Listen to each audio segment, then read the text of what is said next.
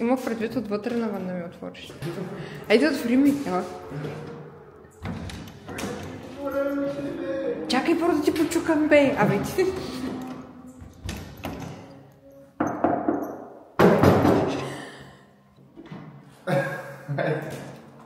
Сега ще ти вземам интервю. Кой е дизайнера на вашия дом? Няма дизайнер още. Чакай. Добре. Готови сме с апартамента. Много бързо стана, за седмица и нещо. Това е любимия ми цвят. Пурпурно-оранжево, лилаво. Виолетово. Да. Добре, вече сериозно. Намираме се в коридора. Ето.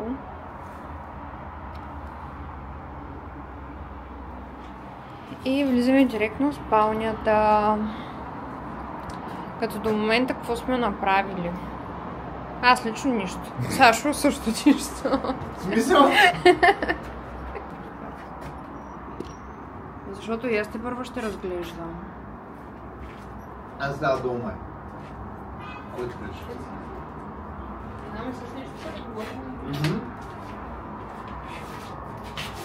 Той се качи горе на 5 см. Той си представи, че това ще бъде нивото, което ще бъде и тук нивото. Да, ясно. Нивото тук за 5 см е малко повече долу. Все едно. Да, ясно. Все едно ще стане...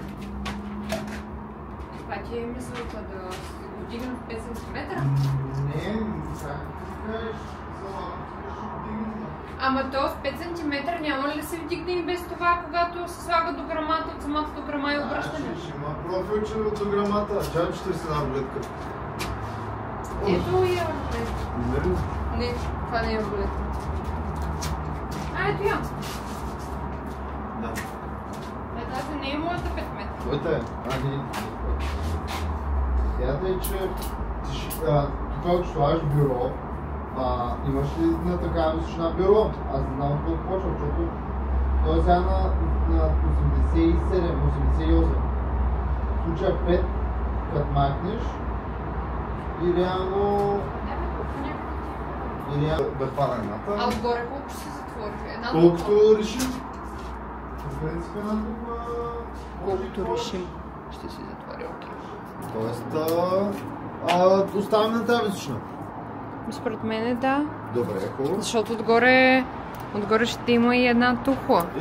Може и тухла и половина. Защото ако имаш... Една тухла ти... Една тухла е... 25 и нищо не виждаш там. Не, виждам. 25 не е малко. Аз лично... Малко ме свети. 25 е... Да, добре. Ама тук горе ще имаме петица фибран. Не, така го оставяме, защото не се съобразяваме с никакво. Бюрото така или иначе наистина го планирам да е тук в тази ниша. Хората си ги правят отгоре до долу нещата, така че е смисъл от прозорците някакви. Да. Ето тук да е бюрото, тук да е климатика, както говорихме. Тук може би ще има скрин, като по принцип не искам да е тук гардероба, а може би там до леглото, но ако тук стане да бъде гардероб, в смисъл да намеря гардероб, който е с перфектните размери готов, а не да трябва да го правим, може би ще бъде тук, в тази ниша. И тук да има място... Да сложиш на хората още нещо, защото не е... Скрин там. Окей. А тук да има за, както говорихме, за легло бебешко, колко трябва. Добре, тази стая колко квадрата беше, по принцип, преди това? Тази стая май беше около 9 квадрата. 3 на 3, някъде там. Да, и усвояваме в момента тераста, която е не много малка. Тук е 1,10 до там някъде, нали? Няма. 1,10 на 3 метра отново.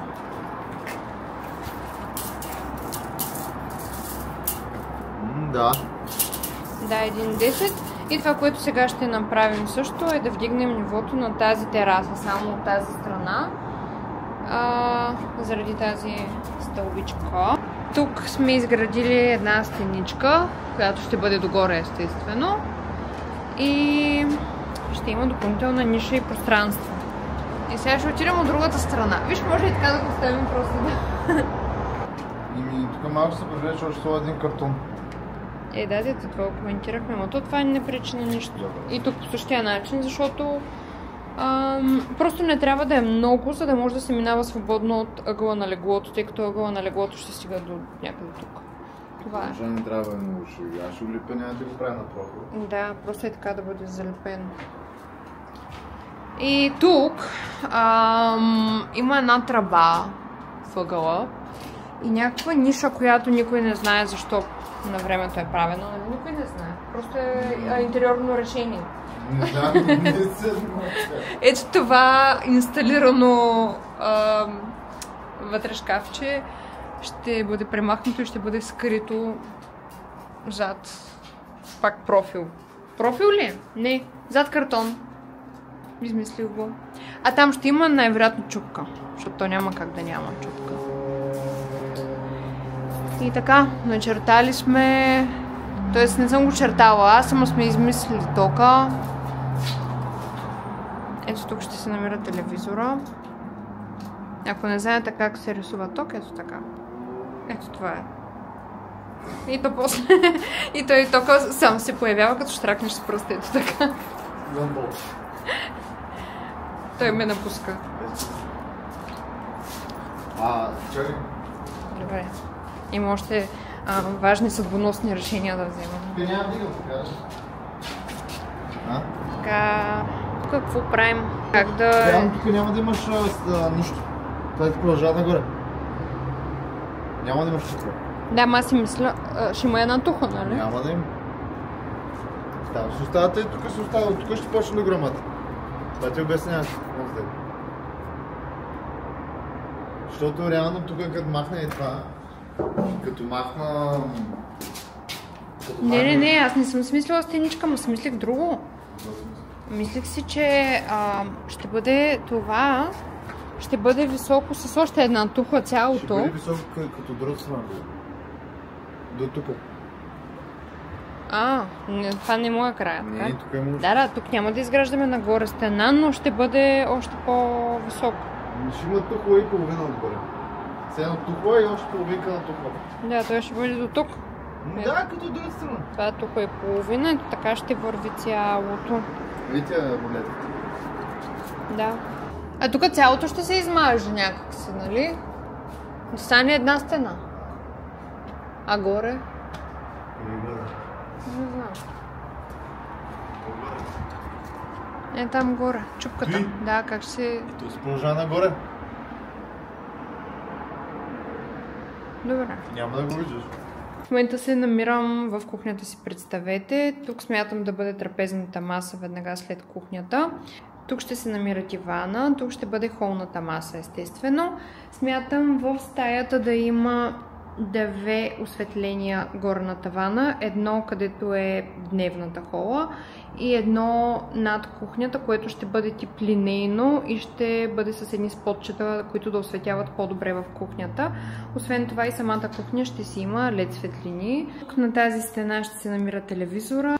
Тук за тази стена трябваше да преценим дали телевизора да бъде по средата точно на самата стена или да бъде малко по-вдясно, когато сме обърнати към стената, защото дивана ще се пада малко по-вдясно.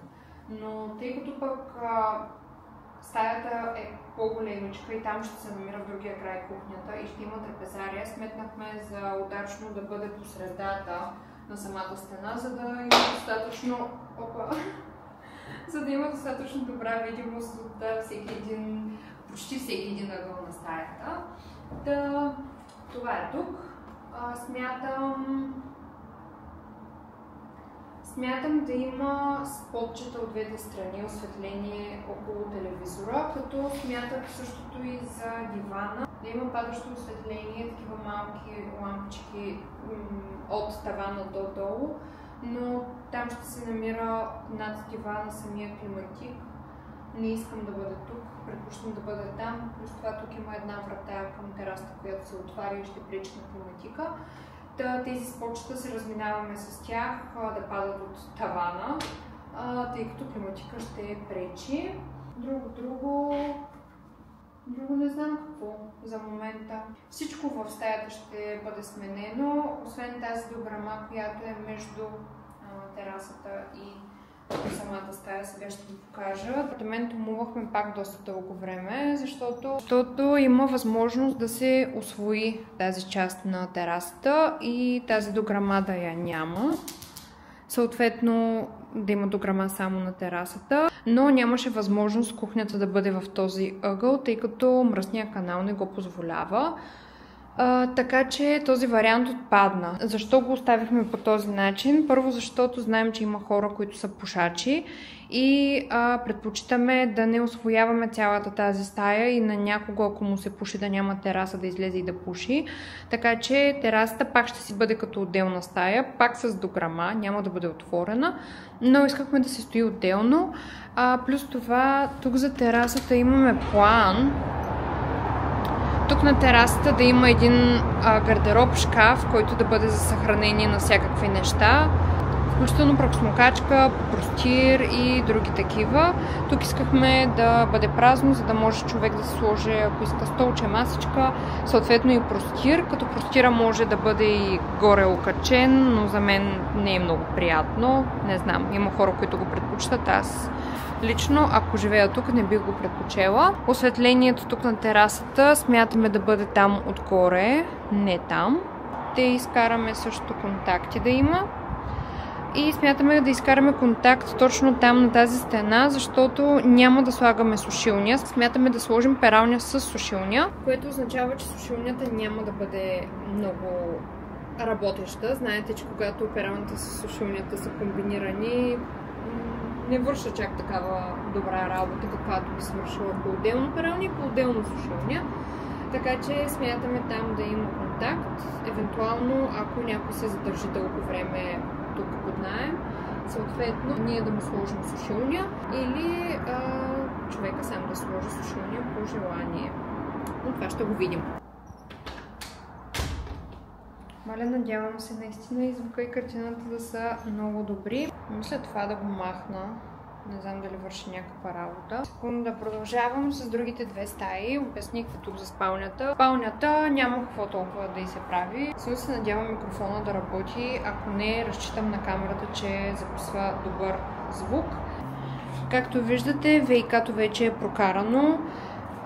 Това е тоалетната. Като по принцип в началото мислихме, че е с доста добри размери. Тя отново е мъничка. По стандартите на ново строителство е стандартна малка баня. Като при старото строителство обаче минусът винаги са по старите тръби и някакви други чупки, които просто нямат къде другаде да влязат. Ние може да ги приберем с картон, което ще направим, но все пак това отнема от пространството. Виждате, че в този ъгъл също има една такава чупка. Не знам дали виждате добре. Ето така.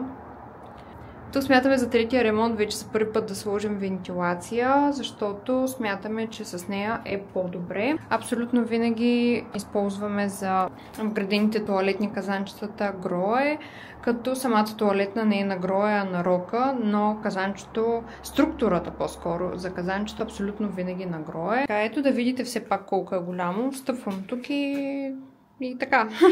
И това е. Тук насреща смятам да бъде мивката с шкафа и огледало. Веднага след това ще има душкабина, която отново ще бъде изработена. Смятам да се доверя на Solution of Glass, защото просто на тях се доверявам и ми харесва работата им. И тук, както виждате, е тоалетната, мръсния канал. И тук сме изкарали мръсен канал и до другата стая, тъй като ще бъде новата кухня. Сега минавам назад да ви покажа. Тази част тук ще бъде кухнята. Долу-горе вече сме направили разпределението. Още не сме избрали на 100% кой ще изработва кухнята, но имаме яснота. Okay. Имаме яснота кое как да изглежда долу-горе. И все пак това трябва да го финализираме съвсем скоро, тъй като токът трябва да... В момента се прави тока и трябва да знам къде ще има контакт в кухнята, кое къде ще се намира не на стола на 1000%, за да може да се направи целият ток в целия апартамент и да приключваме с него. Коридора също не е много голям. Чудя се все още, но най-вероятно на тази стена ще има огледало в цял размер, високо огледало, като тези контакти ще се преместят от тази страна, за да може тук да бъде огледалото. И не знам дали има нещо друго, което да ви кажа за момента. Като цяло апартаментчето не е голямо със сигурност, но е много приятно. Сигурна съм, че ще стане приятно. Имаме още немалко неща за вършене. Не му се вижда края, със сигурност ние сме много в началото, но сякаш няма да е толкова тежък ремонт, колкото на другите два апартамента. Но пък и за другите два по същия начин бях казала и не беше много лесно, ще видим. Ще видим. Ако и вие имате някакви въпроси, някакви идеи или каквото и да е, ще се радвам да ми пишете. Най-подходящото място би бил бродкаст канала, който ще ви го оставя тук. Ще има и линк долу в описание. Направих бродкаст канала, за да не спамя излишно в сторита. В същото време ще качвам периодично влогове, ще ви апдейтвам докъде сме стигнали. Ще ви казвам, ако сме сгрешили, как сме сгрешили, с какво и какво бих променила. Ще ви давам аз някакви насоки, каквито и доколкото мога и можем като цяло с Сашо. Единствено мога да ви кажа да ме последвате в другите социални мрежи, т.е. Instagram и TikTok, ако решите.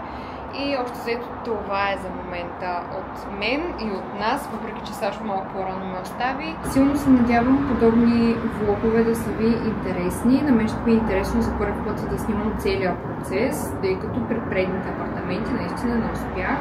Извинявам се за което. И така, да видим докъде ще я докараме и колко бързо ще я докараме до там. Хайде, чао!